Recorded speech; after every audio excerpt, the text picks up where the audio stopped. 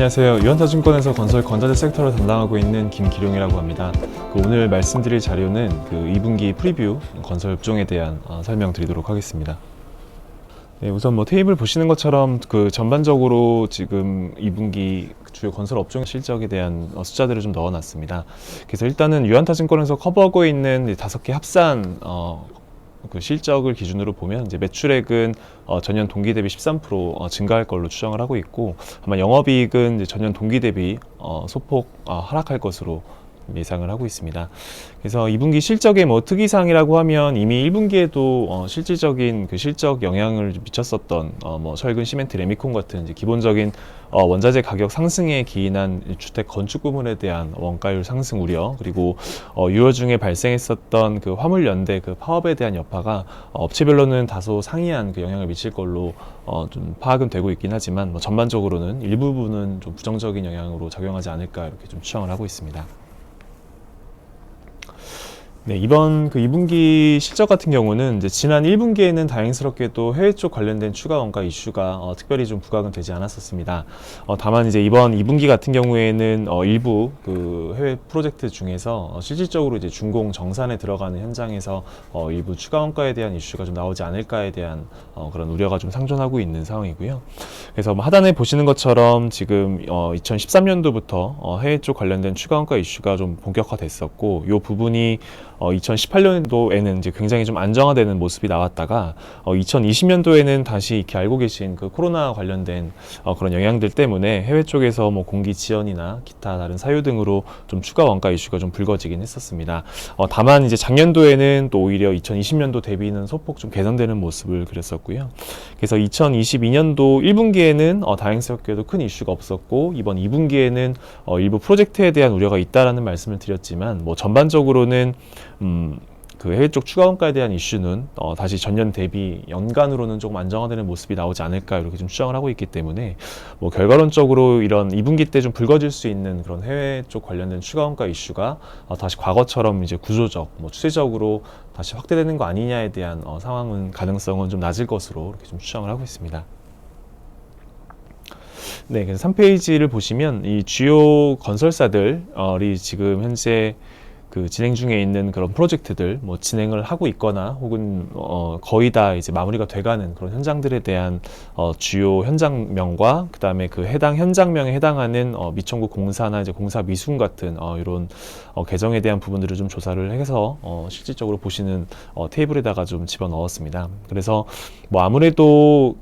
해당 프로젝트에서 인식한 매출액, 현재까지 인식한 매출액 대비해서 어떤 미청구 공사나 이런 공사 미수금 같은 이런 매출 채권 성격의 자산들이 아무래도 좀 많이 보유를 하고 있다라고 봤을 때에는 과연 이 부분들을 큰 무리 없이 이제 현금으로 저희가 최종적으로 공사 대금을 이제 회수할 수 있느냐에 대한 부분들을 좀 우려를 해볼 수 있을 것 같고요. 그런 맥락에서는 최근 2분기 때 지금 거론되고 있는 이 이라크 까르발라 정유공장이라고 하는 프로젝트 같은 경우도 실질적으로 현대건설과 GS건설이 실제 지금 공사를 진행 중에 있고 정상 과정에 있긴 하지만 이 두 현장 같은 경우는 보시는 것처럼 파란색으로 표기를 해놨지만 공정률은 이제 거의 95% 이상 이제 100%에 가까워지고 있는 상황이고, 현재까지 인식한 매출액은 최소 2조 5천억 원 이상의 매출을 인식을 했지만 실질적으로 이 현장이 가지고 있는 이런 미청구 공사나 이제 공사 미수금 같은 이런 금액들이 아무래도 매출액 대비해서는 조금 비중이 좀 있어 보이는 그런 프로젝트로 좀 분류를 해볼 수 있을 것 같고요. 그렇기 때문에 손실이 발생이 된다라는 부분들을 혹은 손실이 발생하지 않는다라는 부분들을 확정적으로 말씀드리기는 좀 어렵지만 과거 사례를 보면 결국 인식한 매출액 대비 과도한 이 미청구 공사나 공사 미수금 같은 그런 비율이 높았었던 현장들에서 과거에 좀 대규모 손실이 발생됐었던 과거의 예를 좀 감안해서 비춰본다라고 보면 아무래도 이런 현장들에서 좀 2분기에는 좀 추가적인 원가에 대한 발생 가능성이 좀 있지 않을까라는 부분들을 좀 조심스럽게 추정을 하고 있는 상황입니다. 네, 그리고 앞서 말씀드렸던 것처럼 이제 1분기에도 그랬고 이제 이번 2분기에도 일부 영향을 미치긴 하겠지만 뭐 결국은 뭐 글로벌 인플레이션이라는 부분들, 그리고 그에 따라서 이제 건설 현장에 들어가는 주요 자재들 가격이 마찬가지로 좀 강세를 보였다라는 부분들은 아무래도 그런 원재료를 이제 원가단에 이제 반영하는 그런 건설사 입장에서는 좀 부담 요인으로 작용을 할 수밖에 없는 상황이 될 거고요. 실제 이제 왼쪽 그림 보시는 것처럼 뭐 시멘트 가격, 그리고 뭐 유통 가격 기준이긴 하지만 철근 가격 역시도 다시금 좀 오르는 추세를 2분기까지는 보였었습니다. 뭐 다행스럽게도 7월 들어서는 이제 철근 유통 가격은 조금 안정세를 보이고 있는 모습들은 그나마 좀 위안이라고 볼 수 있긴 하겠지만 일단은 2분기까지의 상황들을 놓고 봤을 때에는 분명히 이제 YOY로 비교해봤을 때 조금은 부담스러운 그런 수준의 그런 자재 가격에 대한 수위를 보여줬었다라는 부분들을 좀 볼 수 있을 것 같고요.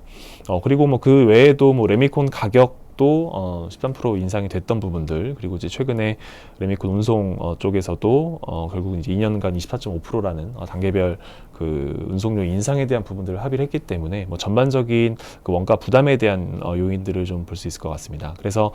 공통적으로는 뭐 지난 1분기나 2분기 둘 다 이제 원자재 가격 강세라는 부분들, 그리고 그로 인한 그 건축 주택 부분에 대한 원가 상승, 원가율 상승에 대한 부분들을 좀 볼 수 있을 것 같고요. 또 지난 1분기에는 이 중대재해처벌법이라고 하는 그 현장에 대한 안전관리 강화를 목적으로 한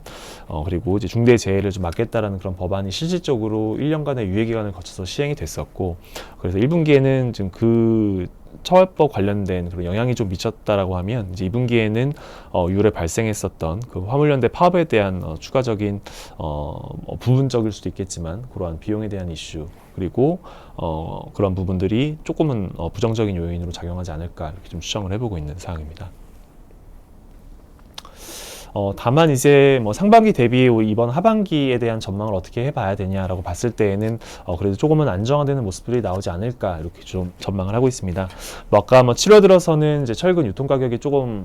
과거 대비 좀 안정화되는 모습들을 보였었다라는 뭐 그런 부분들도 있겠지만 뭐 정부 정책에 대한 부분들도 좀 같이 체크를 해볼 수 있을 것 같고요. 6월 21일 부동산 대책이 발표가 됐었고 뭐 그 안에 보면은 뭐 임대차 관련된 내용들도 있고, 그 다음에 그 분양가 상한제를 비롯한 신규 단지에 대한 분양가를 좀 정상화시키겠다라는 그런 내용들이 좀 포함이 됐는데, 물론 여기에는 그 원가단에서의 앞서 말씀드렸던 이 자재 가격 상승이라는 부분들을 좀 분양가에 반영할 수 있는 그러한 법안들 역시도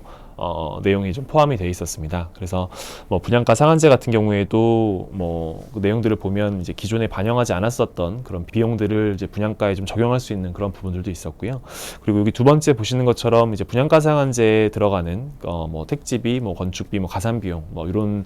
그 항목들을 더해서 이제 실질적인 분양가 산정이 되게 되는데, 분양가 상한제에 들어가는 이 기본형 건축비라고 하는 부분들도 특정 품목이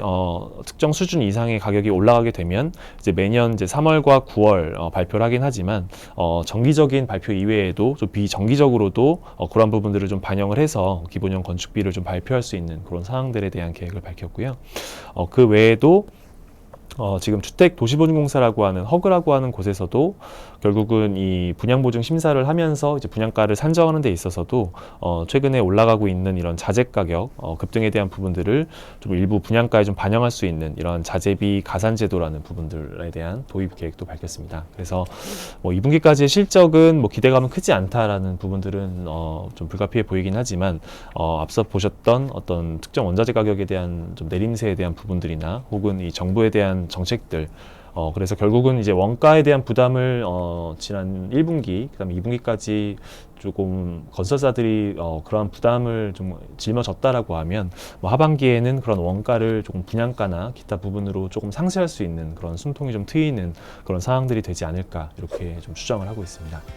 오늘 준비한 그 건설업종 그 2분기 프리뷰 자료 관련된 발표 마치도록 하겠습니다. 감사합니다.